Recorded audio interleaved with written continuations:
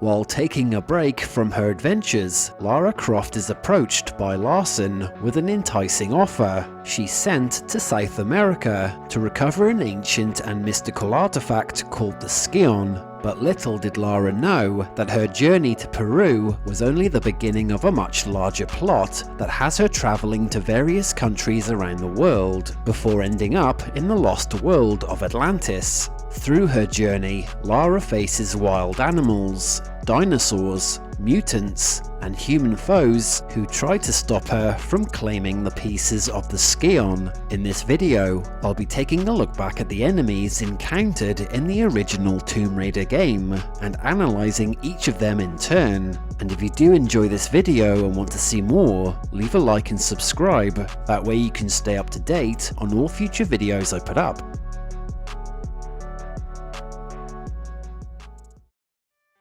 Before going into the topic of the video, I'll provide some context to the enemies in the game so that you can have a better understanding of what Lara is up against.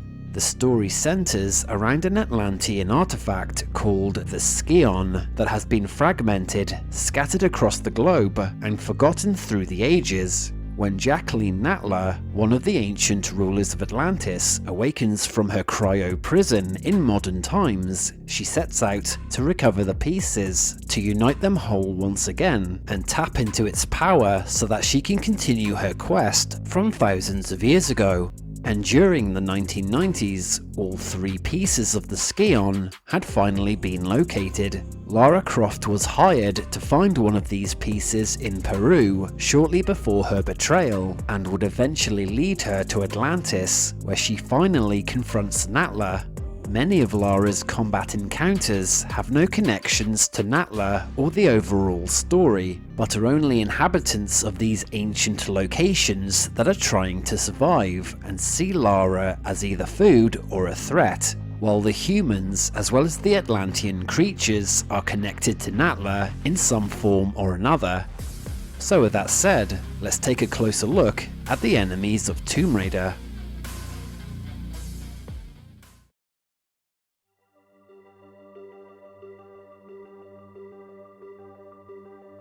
So starting off with the bats, these flying creatures are found throughout the mountain caverns in Peru and within the ancient ruins in Greece. Though they are weak, being easily dispatched with a single shot, they can pose a problem if having to deal with them from a position high above ground that may cause Lara to plummet to her death if she's not careful with her footing. A closer look at the bats reveal that they have long, sharp fangs, black eyes, and large grey wings.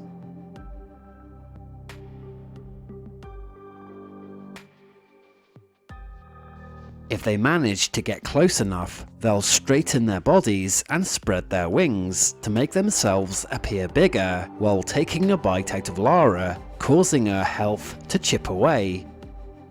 And when no one is around to disturb them, the bats will position themselves upside down until a human threat appears nearby.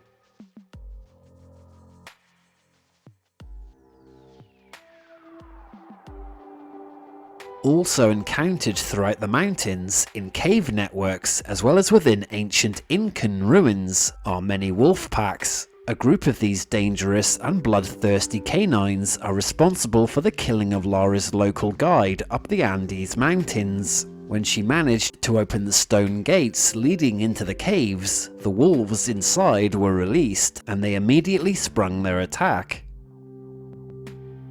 They have grey and brown fur with bright yellow eyes.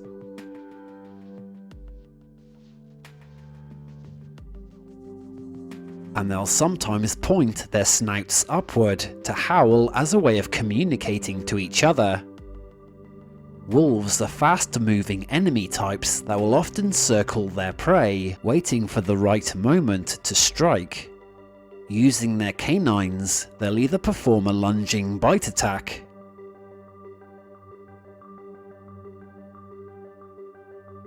or if close enough, they'll chomp on the victim's legs. And when no moving food is around, the wolves will lay on the ground to rest.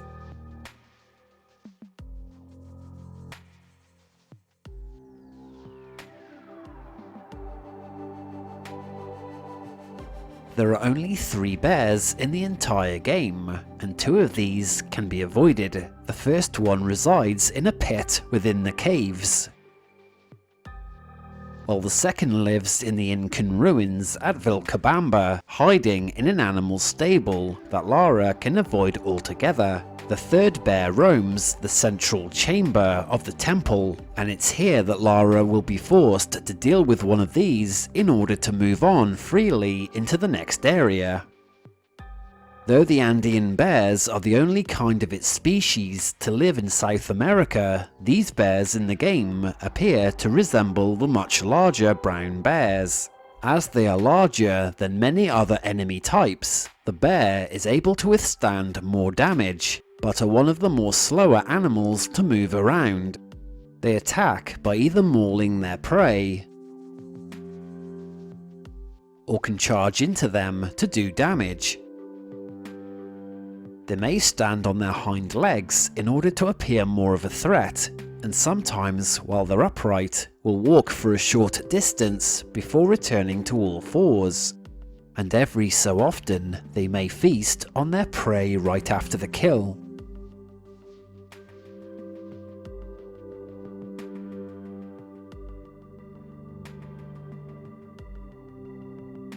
These ancient dinosaurs live in the most remote areas of the world that somehow survived the last mass extinction event 66 million years ago. The Velociraptors first appear in the Lost Valley and are later found within the tomb of Qualopec. They have orange skin, with dark stripes along the back and tail of their bodies. The raptors also have bright yellow eyes and long sharp claws. Sometimes they'll make a screeching sound, as if they're calling out to the others. They are seldom alone in the hunt, and are agile to boot. They'll either do a running or standing bite attack, and will try to close the gap between them and their prey by doing a jumping claw strike. Their close proximity to an Atlantean tomb may not be a coincidence, as it was likely constructed in the Lost Valley to make the dinosaurs a natural deterrence against any would-be tomb robbers, in order to protect the peace of the Scion.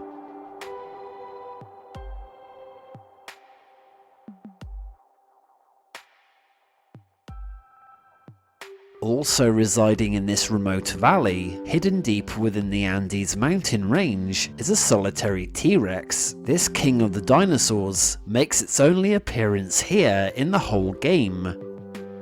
It has green scaly skin, yellow eyes, and large sharp teeth.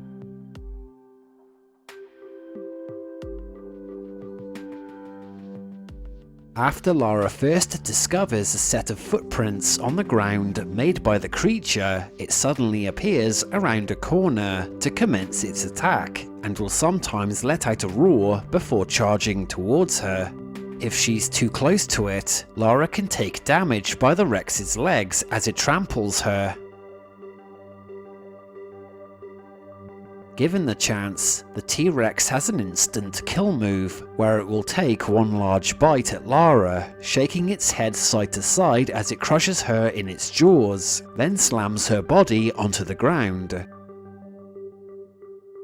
The Incans, who built their settlement nearby to hide from the Spanish invasion, may have seen these dinosaurs as godly creatures to worship and left them alone. And though the existence of dinosaurs here was a big discovery for Lara, they'll not be her last encounter, as she'll find out in her future adventures.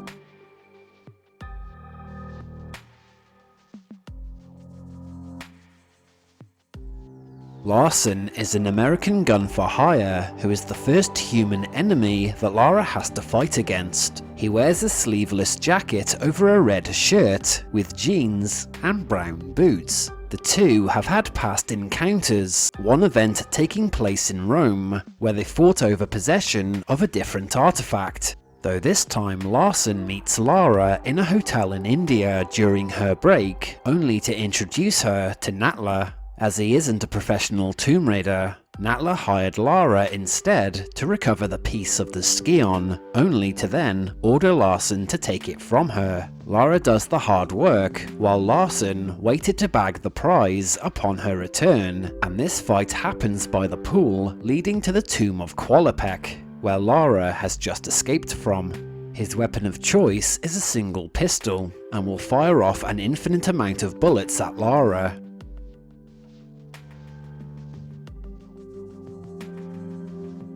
Larson, however, fails to take the Scion from her, and was forced to tell Lara some key information that would eventually lead her to Greece. Awakening shortly after Lara knocked him out, Larson carried his grudge all the way to Egypt, where he has a second battle with her. In the tomb, where another piece of the Scion rests, Larson ambushes Lara again in an attempt to kill her and retrieve the Scion. This time he fights without his sleeveless jacket, presumably reflecting the heat of the region. Eventually, Lara kills Larson and recovers the Scion from the nearby pedestal, leaving his body lying in the ancient chamber.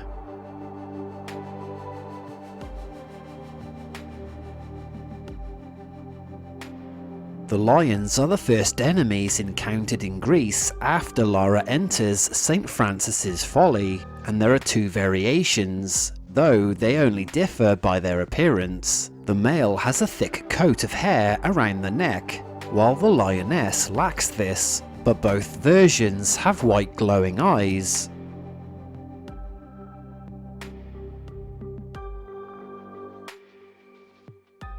Beyond their appearance, the lions' movements are exactly the same.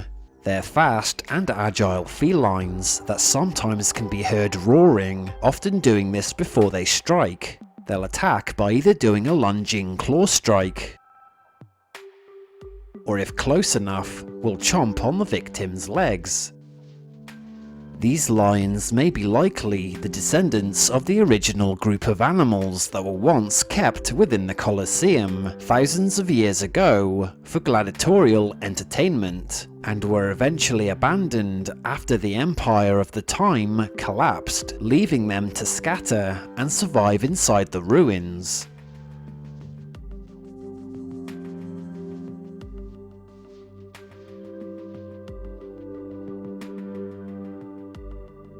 The gorillas are large primates and are strong melee enemies. Lara encounters them initially in St. Francis's Folly, but the biggest gorilla population can be found within Palace Midas. They're aggressive, often beating their chests or pounding the ground as a show of dominance. They may sometimes jump on the spot as a reaction to any nearby threat.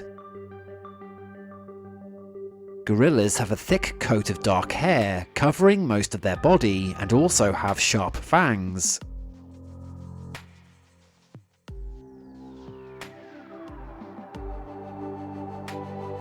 They'll attack by launching toward the target to hit them with their fists, often announcing their intention to strike by first flailing their arms around in the air before lunging forward. These gorillas also appear to be descendants of the original group from the Colosseum that had managed to spread across the entire region, and have made a home for themselves in the ancient ruins of Palace Midas after humans abandoned it.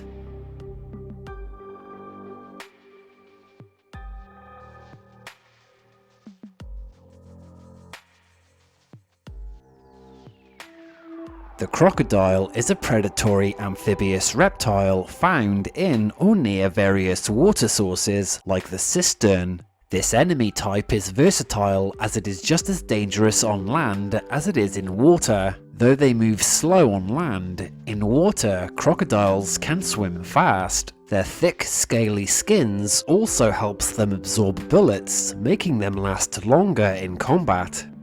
And they can easily pursue Lara through small gaps underwater, making it more difficult for her to lose them in the chase.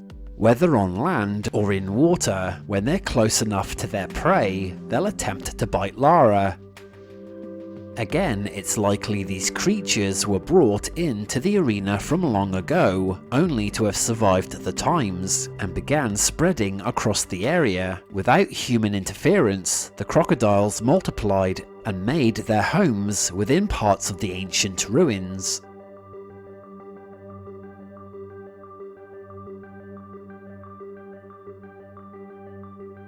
These rodents are strangely oversized. They are the second weakest enemies after the bats, and are more of an annoyance than any real threat. Rats are usually found running around on land, but they're also capable of swimming along any water surface to reach their victims. However, they won't pursue Lara if she dives under, as these rats can't swim underwater. It's not known how the rats managed to grow in such sizes, but a closer look at these creatures reveal that they have large prominent incisors, as well as crimson red eyes. On land, the rats will scurry towards Lara to do a jumping bite attack. In water, they'll move slower than the crocs do, but if given the chance, will gnaw at their prey at close range. Either they came to Greece from ships that they hid away in on board, or perhaps were already here long before the first human settlements, and now the region has been left in ruins. The rats had the chance to evolve and spread unchecked.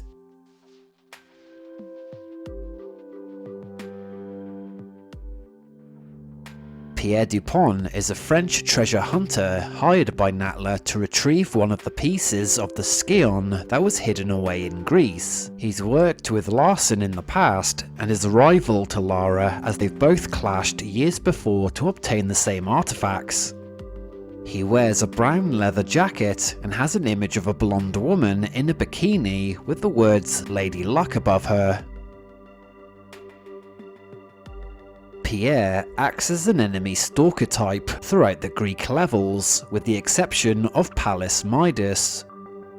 He wields a pair of magnums like the weapons Lara uses, and will often appear out of nowhere, using hit-and-run tactics to shoot at her. Pierre will run around objects to break Lara's line of sight before firing at her again. When he takes enough damage, he'll run away and disappear around a corner.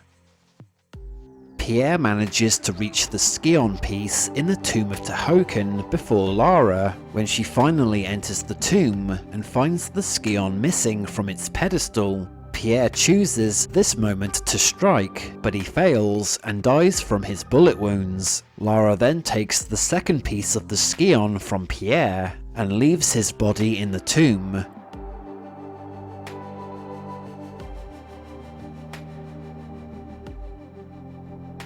When Lara reaches Egypt, she encounters panthers. These replace the lions, but are basically the same in most ways. They move, attack, and sound the same as the lions do. Panthers can be found roaming the sandy ruins of Kharmoon, and have black fur that differs from the lions, but share the same white glowing eyes. They'll attack by either doing a lunging claw strike, or if close enough, will try to bite Lara. The panthers are found only sparingly throughout these Egyptian levels, and are only encountered in greater numbers when Lara later enters the Temple of the Cat.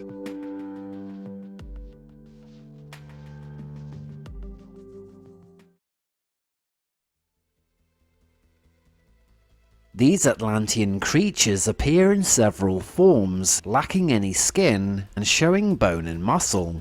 They first appear as guardians at the tombs of Qualopec in Tehoken, and are later introduced as regular enemies in Egypt and Atlantis.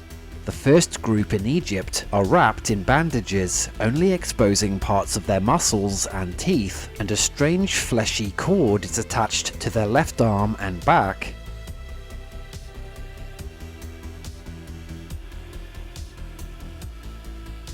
while in the later levels they are fully seen, and their forearms have bone-like protrusions that they can use to shoot lethal organic projectiles. These creatures are one of the most dangerous and strongest enemy types in the game, as they can withstand as well as dish out a lot of damage.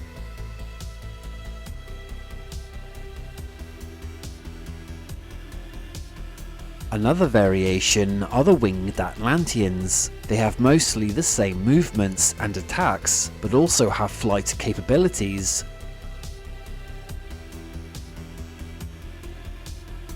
And though they have wings, they have to land before they're able to attack.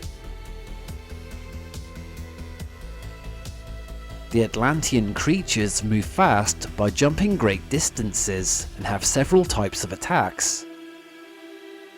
At close range, they'll either lunge forward to strike Lara, or will stand next to the target to do the same arm strike. If Lara is far enough away, the creatures will then use their organic projectiles. From their right arm, they'll shoot bone fragments. From their left arm, they'll fire a ball of flesh that explodes upon impact. And they'll themselves erupt if defeated, sending their body parts in every direction that causes more explosions. Thanks to Natla's genetic manipulations through bioengineering, the Atlantean creatures are created inside of these flesh-like pods. When they are ready to be born, they'll burst out of their pods.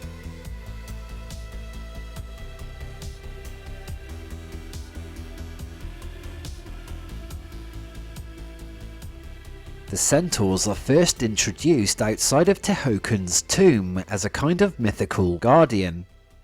It has the upper torso of a humanoid, also skinless, showing bone and muscle, while the lower half of its body is that of a horse and it has a long bony tail.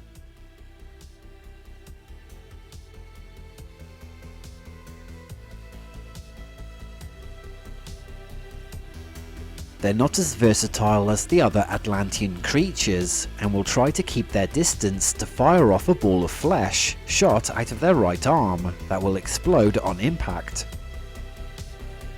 Sometimes the Centaur will rear up before moving to a new position. When they're defeated, they'll also explode.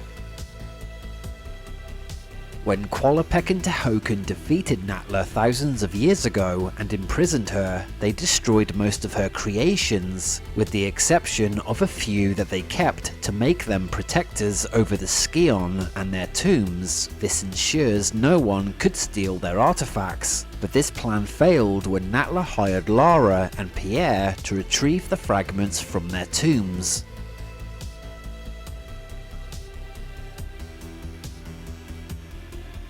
These three hired guns first appear in Egypt with Natla, who act as her bodyguards, and they each take one of Lara's weapons away from her to keep for themselves. However, Lara escapes from the group and pursues Natla and the henchmen to an island with a mining facility. Unlike the remake, their real names in the original game are never mentioned, so they're only named based on the way they look.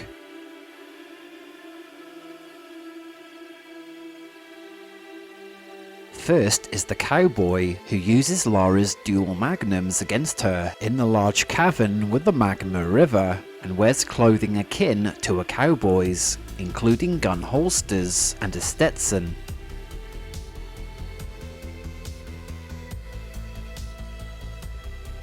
The cowboy wields the magnums by his hips, firing off one pistol after the other, rather than both at the same time.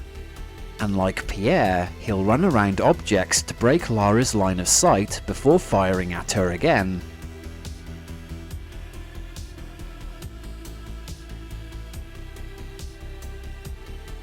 Skater Boy is the youngest of the three, who wears a blue cap, short-sleeved shirt, shorts, and red sneakers.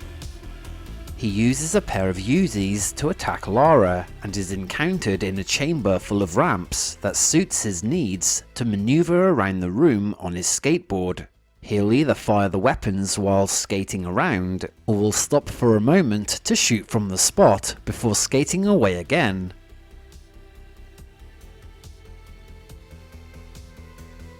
The last of the trio is the bald man, who's encountered outside of the entrance to the Great Pyramid. He wears a brown trench coat and carries a bandolier around his waist.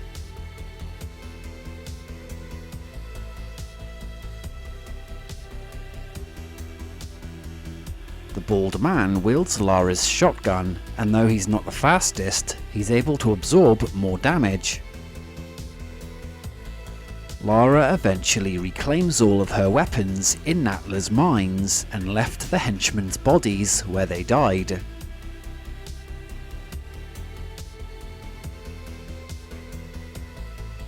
A unique encounter happens while Lara is ascending the Great Pyramid. When she reaches one particular chamber, a skinless humanoid called the Doppelganger appears and will mirror Lara's movements.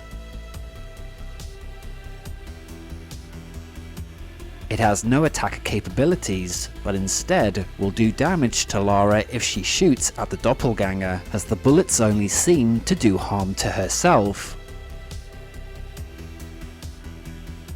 Lara figures out that she needs to destroy it by luring it into a trap. With the floor panel removed, the Doppelganger plummets down the hole and is destroyed by the magma. This creature appears to be Lara, and assuming Natla knew Lara survived the cliff jump, may have created this Doppelganger in the hopes that Lara would either destroy herself fighting it, or at least slow her progress to give Natla more time to complete her plans.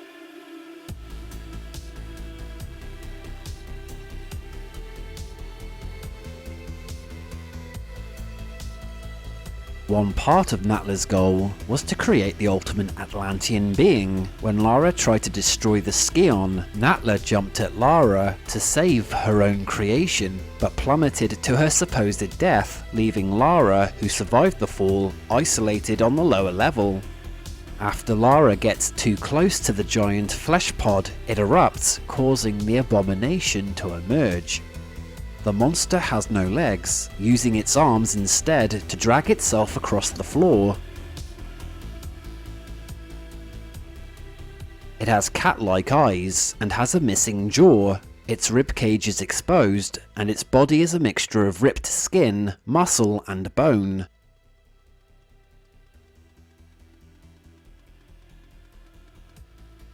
It'll attack by slamming either of its fists into the ground, or uses both. And if close enough, it will snatch Lara up into the air by one of her legs, slamming her body to the ground 3 times, before checking Lara's lifeless body and dropping her corpse to the floor. The Abomination finally halts its attack when it succumbs to too many bullets. It clutches at its own chest just before it explodes. Natla's prized Atlantean being had been eliminated, the Scion will soon be destroyed, and the pyramid will begin to crumble. Now the only thing Natla could do was seek her revenge.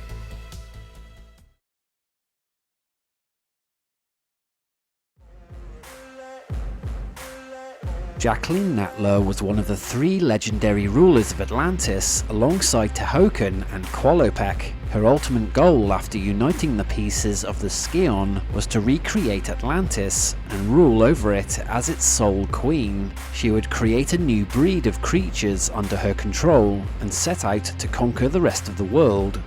Natla is encountered only once in the final part of the game. She survived the lava by mutating into a winged hybrid and flew to safety before she could be destroyed. Still wearing her business suit, if now a little torn up, she appears to have the body of an Atlantean winged creature. Its legs and arms are clamped around Natla's body, while her arm has morphed into a bone-like gun. She's fought in 2 phases. In the first phase, she flies around the chamber, either shooting off a single fleshy explosive orb while in the air,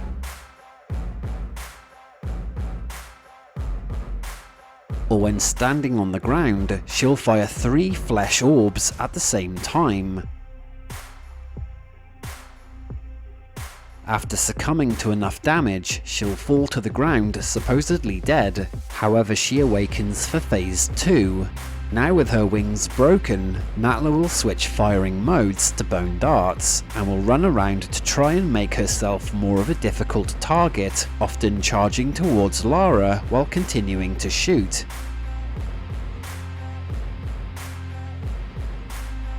Natla is not only intelligent, but ruthlessly ambitious. Thousands of years ago, she tried to use the Scion to accelerate the Atlanteans' evolution and create a new, more powerful race of beings under her control. Qualopec and Tihocan saw the danger of this and went to war with her. When Natla was defeated, they stripped her of her part of the Scion and imprisoned her in a cryo tomb. But in the 20th century, she escaped and formed Natla Technologies, a corporation she used to fund her search for the Scion fragments. She planned to reactivate the Atlantean breeding chambers and revive her army to continue where she left off. Her obsession with evolution comes from the belief that natural evolution is too slow and weak, even more so now over the millenniums.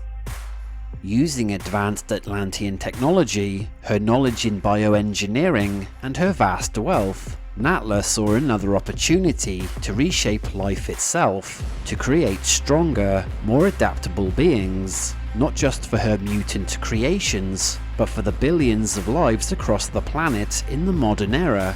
She would give people the chance to strengthen themselves by fomenting wars and sowing chaos, or otherwise fail to adapt and perish in her new world.